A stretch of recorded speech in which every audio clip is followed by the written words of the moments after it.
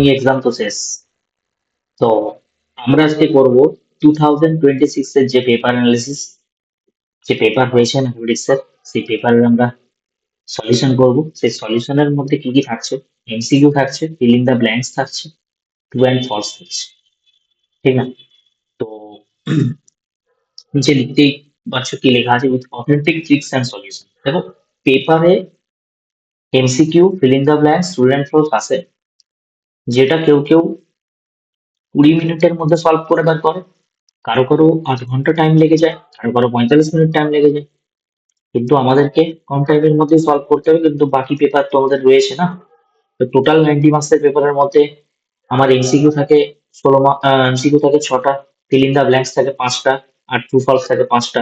তারপরে হিসেব মতো আমাদের 16টা কোশ্চেন আমাদের থাকে। তো 16টা কোশ্চেন আমরা কি করে সলভ করবো, তার সলিউশন আমি তোমাদেরকে দেখাতে চাইছি।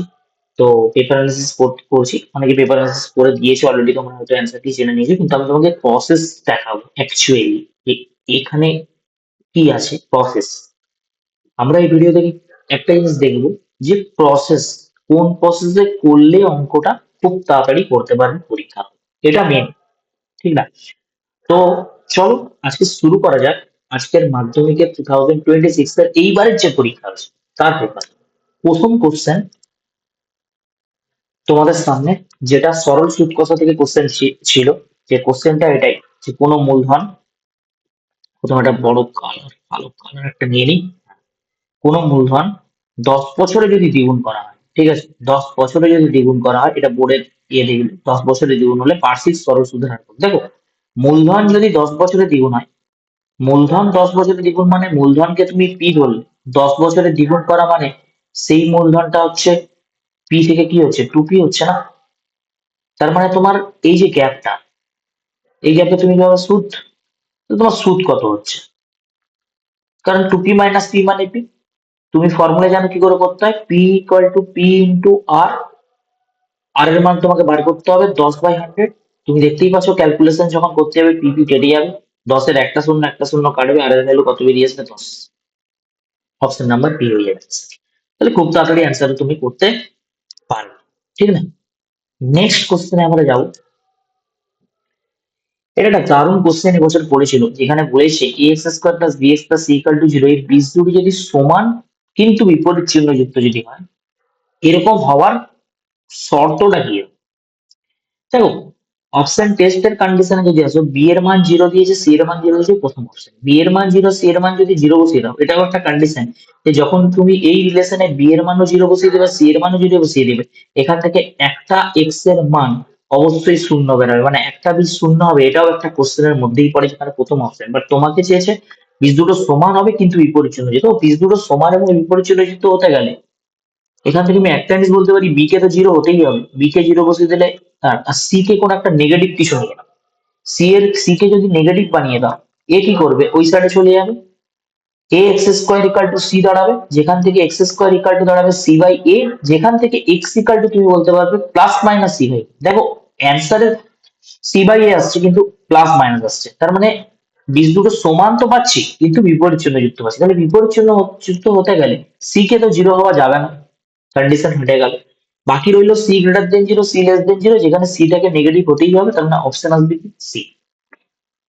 এবার কেউ কেউ বলবে স্যার সি কে যদি আমি গ্রেটার দেন 0 নিতাম তাহলে কি হতো। দেখো, তুমি সি কে গ্রেটার দেন 0 নিতে পারো, আমি তোমাকে সি এর কন্ডিশন, সি জায়গায় যদি গ্রেটার দেন 0 বসাই, তাহলে A X square plus C equal to 0, এইখান থেকে সমস্যা একটা তৈরি হবে, মাইনাস সি বাই এ চলে আসবে। ঠিক আছে, এখানে আমি নিচ্ছি সি গ্রেটার দেন 0 কেস, এখানে নিয়েছি সি লেস দেন 0 কেস, এখানে নিয়েছি সি ইকুয়াল টু 0 কেস, ঠিক না?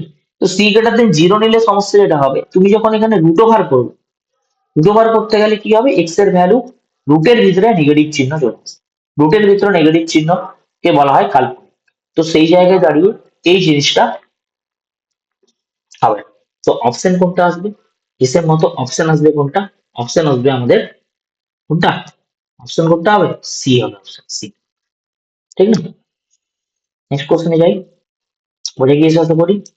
চলো নেক্সট কোশ্চেন, বলছে এই সংখ্যাগুলির গড় যদি 9 হয়, ঠিক আছে, দেখো গড় বের করা খুব সোজা, সংখ্যাগুলোর যোগফলকে তত নাম্বার দিয়ে ভাগ করে দেবো। তাহলে 7 আর 6 যোগ করলে 13, 13 আর 16 যোগ করলে কত হইল? 6 3 9, 29, 29 plus x plus y, total সংখ্যা আছে আমার 5টা, ইকুয়াল টু 9। তাহলে এখান থেকে পাচ্ছি এক্স প্লাস ওয়াই সমান কত? 45, 45 থেকে 29 বাদ দিলাম, পুরো বিয়োগ করবে না, 5 থেকে 9 গেলে 6 থাকে, অপশন বি অ্যান্সার হবে। ঠিক আছে না? অপশন বি আমার অ্যান্সার হবে। চলো নেক্সট কোশ্চেন। দশের কনসেপ্ট বোঝা গেছে কি করে করবে? পুরো বিয়োগ করবে না, ইউনিট ডিজিট চেক করবে, 5 থেকে 9 বিয়োগ করলে 6 থাকে, দেখো এককের ঘরের অঙ্ক 6, একটা অপশনই দিচ্ছি, সেটা হচ্ছে অপশন নাম্বার বি, তাহলে ওটাই হবে তোমার কাছে অ্যান্সার। নেক্সট কোশ্চেনে যাই আমরা। চলো, একটা বৃত্তের ভীষণ ইম্পর্টেন্ট এই টপিকটা, যেখানে আমি পড়ানোর সময়ও বলেছিলাম s equal to r theta, এই কনসেপ্টে অঙ্ক থাকে যেখানে থিটাটাকে রেডিয়ান মানি, ঠিক না? থিটাটাকে কি মানি? রেডিয়ান। তো সেই জায়গায় দাঁড়িয়ে 77 ডিগ্রি আছে, 77 ডিগ্রিকে রেডিয়ানে করতে গেলে কত দিয়ে গুণ করতে হবে? Pi C by 180। 1 degree equal to pi radian by 180 হয় না? তাহলে 77 ডিগ্রিকে পাই রেডিয়ান বাই 180, যেখানে পাইকে লিখতে হবে 22/7।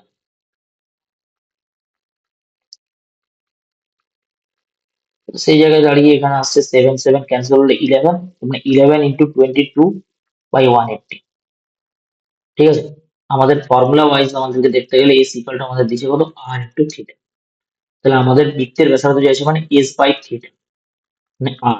আর সমান এস এর ভ্যালু হচ্ছে তোমার কত দিয়েছে গো? 121।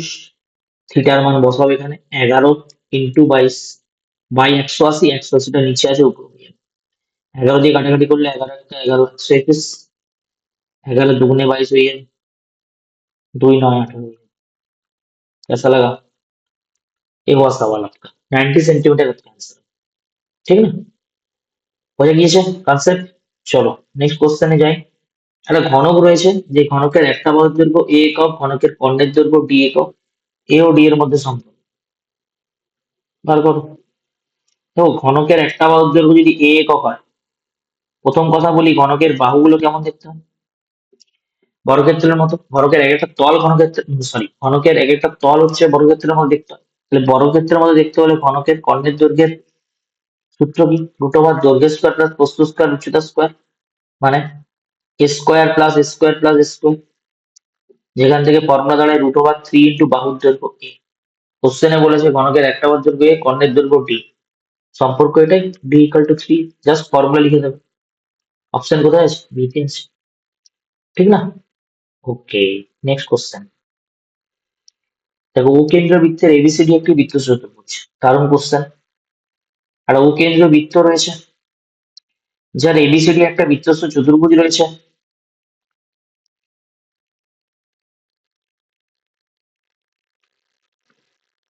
ঠিক আছে? এবিসিডি বৃত্তস্থ চতুর্ভুজ রয়েছে। বলছে যদি আমি বিসি কে বাড়িয়ে দিই, আচ্ছা বিসি কে বাড়িয়ে দাও, বিসি কে যদি বাড়ায়, তাহলে বিসি কে বাড়ালে ই পর্যন্ত বাড়াচ্ছি, এই কোণটা হয়ে যাবে কত? 96। ভালো কথা। কোশ্চেনে দেখো এইরকম একটা কোণ জানতে চেয়েছে,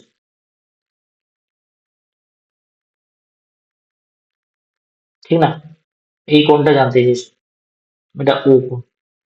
এখন ছবি অনুযায়ী ডিসি যদি তোমার 96 হয়, তাহলে ডিএবি কত হবে?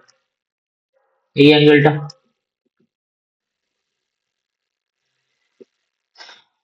এই অ্যাঙ্গেলটা 96 ডিগ্রি হবে, ঠিক না? এই অ্যাঙ্গেলটা 96 ডিগ্রি, যদি এটা 96 ডিগ্রি হয়, এটা কি হবে? তার দ্বিগুণ। তার মানে বিওডি কোণ, অ্যাকচুয়ালি বিওডি কোণটা কত বেরোবে? 192। বা এটা স্থূল কোণের কাছে আসছে না? তাহলে 360 থেকে কি করো? মাইনাস করো।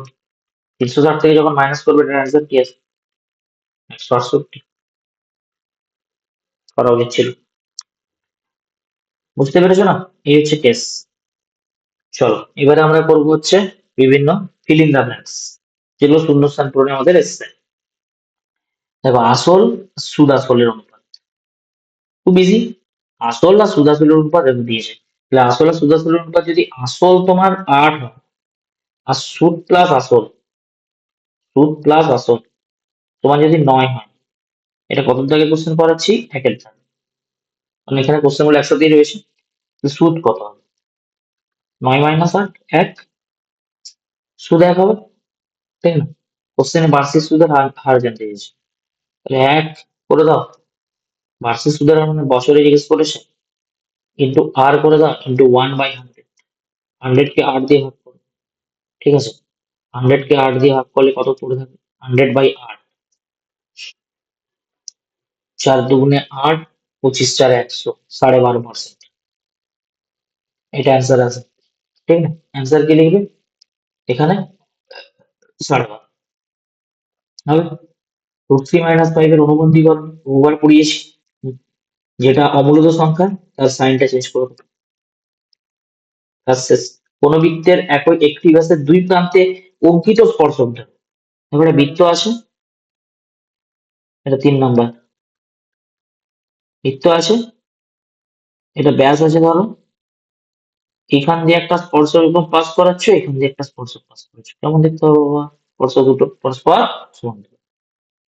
কাজ শেষ। সমান্তরাল।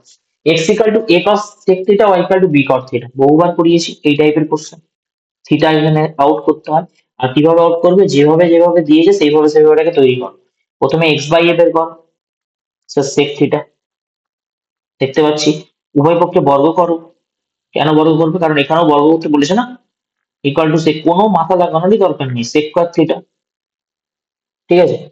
এবারে তোমার এখানে y/b, ভালো করে দেখো, এখানে b/y আছে, দেখে করবে। b/y আছে, y সমান b cot থিটা, y সমান কি আছে? b cot theta. তাহলে বি সমান বি বাই ওয়াই বার করো, বি বাই ওয়াই বার হবে 1/cot থিটা, 1/cot থিটা মানে কত? Tan theta.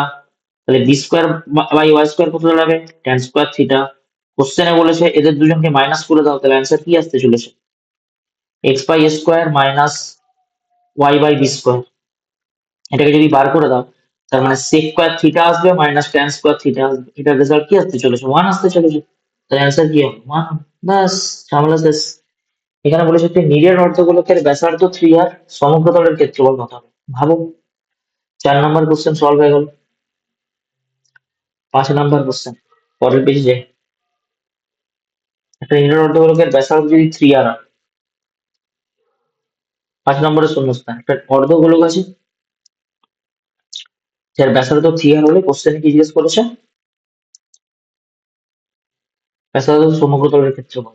একটা নিরেট অর্ধগোলকের সমগ্রতলের ক্ষেত্রফলের সূত্র কি? এই লাও অর্ধগোলক, ঠিক আছে? এই হচ্ছে অর্ধগোলক। এটা একটা সার্কেল থাকে, এটার এরিয়া প্লাস এই কাট সারফেস এরিয়া, মানে এর ক্ষেত্রফল দাঁড়ায় 3πr², তাই হয়। এবার এখানে 3π, আর ব্যাসার্ধ হচ্ছে এখানে তোমার আর এর জায়গায় কত বসবে? 3r, তার হোল স্কোয়ার, মানে 27πr²। এটাই আসবে। চলো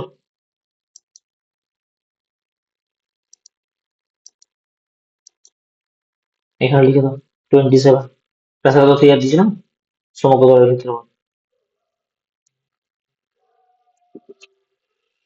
আচ্ছা, এবারে বলেছে দেখো 1 2 3 4 5 এর সলিউশনটা আমি এখানেই করিয়ে দিচ্ছি।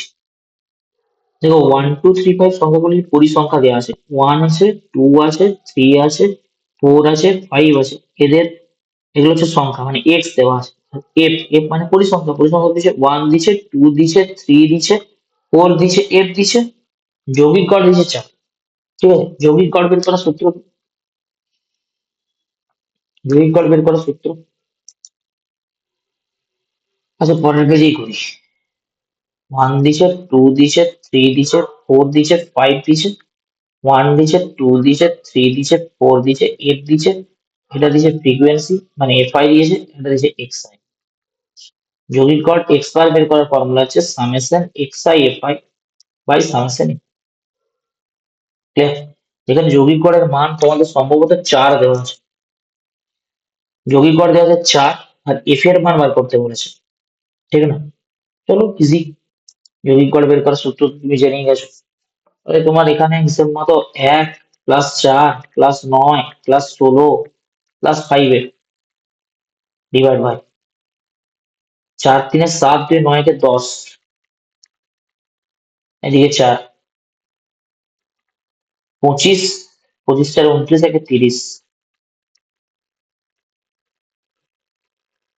10 ক্লাসে এটা ক্যালকুলেশন লাগো 40 4f, এটা একটু বড় ছিল, ক্যালকুলেশন করতে হবে 5f, যেখান থেকে এমন কিছু বড় ক্যালকুলেশন নয় করা যাবে, f এর মান 10 আছে।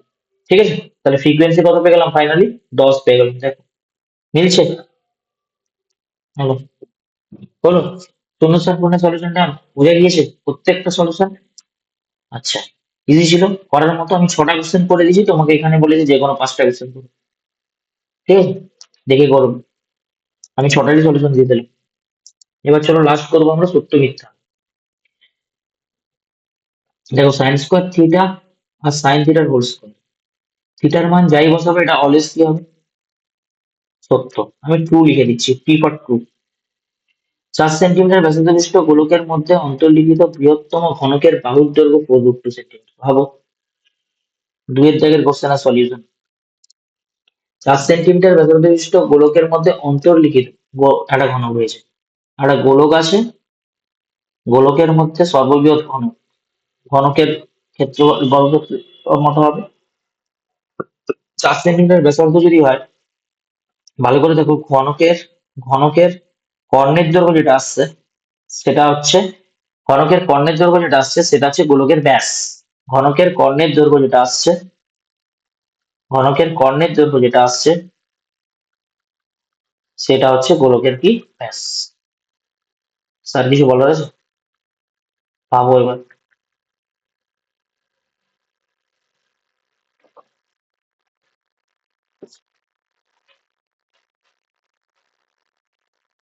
কি করবে?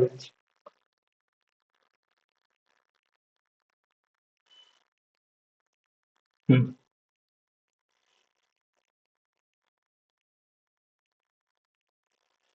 তাহলে ঘনকের বাহুর দৈর্ঘ্য, বৃহত্তম ঘনকের বাহুর দৈর্ঘ্য, ঘনকের বাহুর দৈর্ঘ্য সূত্র হচ্ছে √3 বাহু, আর গোলকের ব্যাস আসছে 4 সেন্টিমিটার।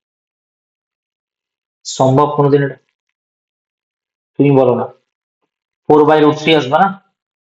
4/√3 থেকে কোনোদিন তুমি পাবে না, এটা ফলস। অর্ধবৃত্ত অপেক্ষা বৃহত্তর বিশিষ্ট কোণ স্থূলকোণ হয় না, কি হবে, সূক্ষ্মকোণ হয়, সূক্ষ্মকোণ। এটাও ফলস। এত এত রাশিগুলি যৌগিক গড় ওয়াদের মধ্যমা 3 হলে ওয়াদের মধ্যমা 3, বলো।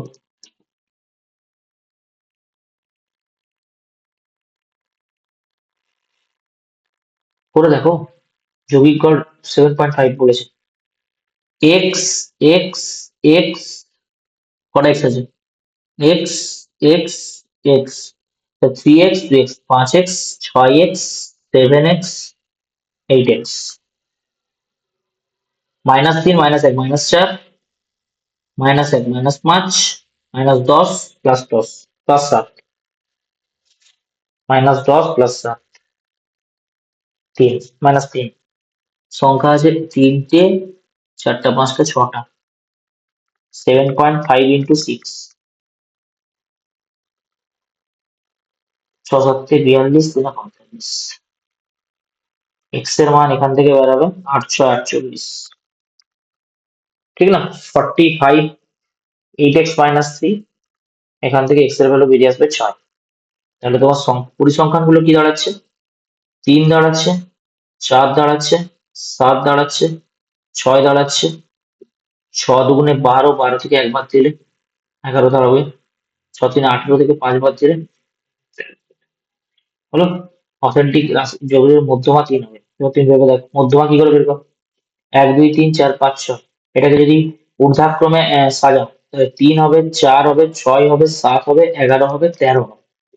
এই মানগুলোর মধ্যমা যদি আমি বার করতে চাই, মধ্যমা বের করার সূত্র হচ্ছে কতগুলো নাম্বার আছে, না এন এর মান 6 আছে, এন এর মান 6 আছে, 6 কি সংখ্যা, 6 যুগ্ম সংখ্যা। মধ্যমা বের করার সূত্র হচ্ছে কি, n/2 মানে থার্ড পদ প্লাস ফোর্থ পদ ডিভাইড বাই 2। থার্ড পদ আছে তোমার 6 + 13/2, মধ্যমা করতে 3 আসলাম। ফলস। এক্স তার জাস্ট 1/y হলে এক্স ওয়াই এর পাওয়ার 10 ধ্রুবক। হ্যাঁ, করে দেখো না, এটা 4 নম্বরের সলিউশন। 5 নম্বরে তোমাকে বলেছে কি, এক্স তার জাস্ট যদি ওয়াই ওয়াই হয়। আচ্ছা, এক্স তার জাস্ট ওয়াই ওয়াই ওয়াই মানে কি? এক্স ইকাল টু k/y, যেখানে এক্স ওয়াই এর মান কি হবে, কে ধ্রুবক আসবে। তো এর পাওয়ার যাই লাগাও, পাওয়ার যাই বসাও, 10 বসাও, 100 বসাও, যাই বসাও, সেটা কি আসবে, ধ্রুবকই তো আসবে না? তাহলে ঠিক আছে, একদম ঠিক আছে, ট্রু। আচ্ছা, লাস্ট কোশ্চেন আমাদের আজকের। একটা ব্যবসায়ী রাজু ও আসিফের মূলধনের অনুপাত 5:4। রাজুর মোট লাভ যদি 80 হয়, বা আসিফ পায় 100 টাকা, কি করবে? বলো। রাজু আসিফের মূলধন অনুপাত যদি 5:4 হয়, রাজীবের মোট লাভ হচ্ছে 80, তাহলে এই যে 5 রেশিও বরাবর 80, 1 রেশিও বরাবর কত, 16। তাহলে রাজুর রাজুর যদি আসিফের কত হবে, আসিফের 64, পাই কত আসিফ, 100, মানে এটাও মিথ্যা, false আসছে। ব্যাস। কেমন লাগলো সলিউশন আজকের, সত্য মিথ্যা, ঠিক না? তো এই ছিল আমাদের অথেন্টিক সলিউশন 2026 এর।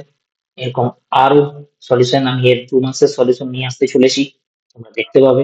এই 2 মাসের সলিউশন, 2 মাসের সলিউশন কেউ করেছি কিনা আমি জানি না, বাট আমি তো পারবো। এই চ্যানেল এনজয় ইউর ম্যাথমেটিক্স এর সঙ্গে জুড়ে থাকো, আর দেখতে থাকো মজাদার মজাদার ভিডিও।